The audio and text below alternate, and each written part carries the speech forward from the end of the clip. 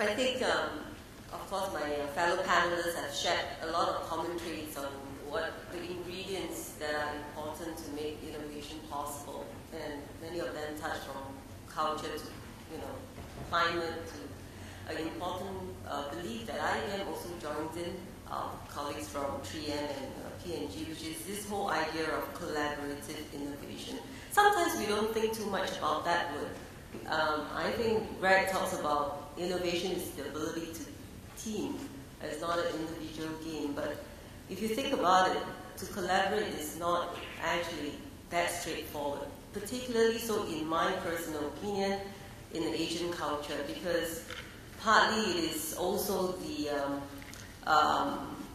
the strong cultural values that we've been taught. Our forefathers teach us, no matter what, you be independent. You learn your own thing, you make do with your own success. And in some ways it is good, so don't get me wrong, but I think in a globalized world, where you really need to, partner with, and everyone is talking about partnerships, leaning on the strengths of others, and how do you bring the best of everybody together where you can get a greater whole. That idea of seeking out to collaborate is not an easy task.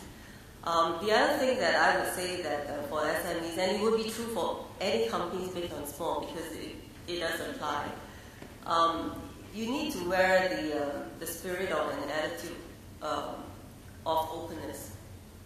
And openness is not only in terms of the form of being open to ideas, but also when you innovate, looking out and making sure that you are always seeking for partners who are on open standards is actually very important. Because when you seek out for product innovation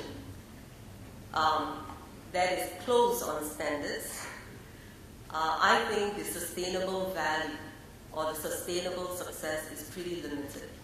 I give an example which, if you remember in the 70s to the 80s, the battle between VHS and Betamax, remember?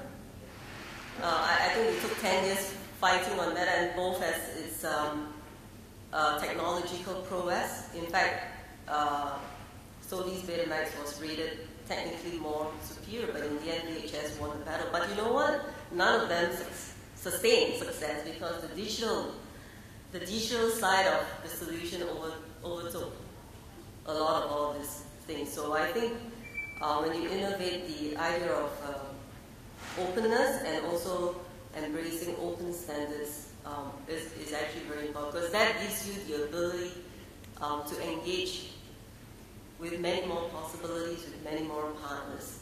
And then finally, I'll talk about trust. Collaboration is difficult, but when you get into a partnership, often the degree, the faith of trust, it's not about how much legal words you put inside in your teaming agreement, but a good faith and trust is actually very important. And to me, I think trust is not just about integrity, it's not just about being straight or a good guy or girl.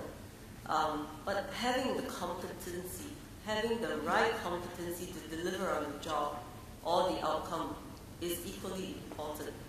So if I hire the best so-called auditors in town, they are trusted, auditors. They come in to do my books and somehow they fouled up. I don't think you can build that sense of trust, because that auditing professional team did not deliver. They didn't have the competency. So those are, some of the attributes that I thought I'd share. Ashish, because we heard a lot about P&G, what P&G is offering, and I think what would be useful to hear is also what you expect your collaborating partners to have in terms of attributes. Well, I think hit on the biggest one, which is trust. We would look first for congruence in values, because you cannot enforce trust. It is either there or not, and we would look for chemistry first and make sure that we understood each other and could work with each other. The second thing we would look for is strategic fit, which means not only can you help us, but can we help you? Because both parties need to bring something to the table other than money. So because as you saw in the Velauda example, we are now helping Velauda develop new lines of business. There is no obligation. We are not benefiting from that. Velauda is. But as a result, Velauda is introducing us to other SMEs who may be helping us in lines of business that are divorced from what Velauda will ever pursue. So is that a strategic fit? So value fit and strategic fit are the two things that are critical for us. Thank you. Let me turn to Jeff. Jeff, your presentation was very interesting and it was quite entertaining to everyone as well. I want to go back to the theme of people because I think creativity is almost like learning from the future as it happens. And one of the biggest challenges that's there in any organization, regardless of the size of the business, is how do you keep people abreast of what's going on and keep you at the forefront of the innovation cycle? Are there things that, especially the smaller and medium type organizations or businesses, can look to have in their organizations that keep their people in the forefront of the innovative curve, if you like?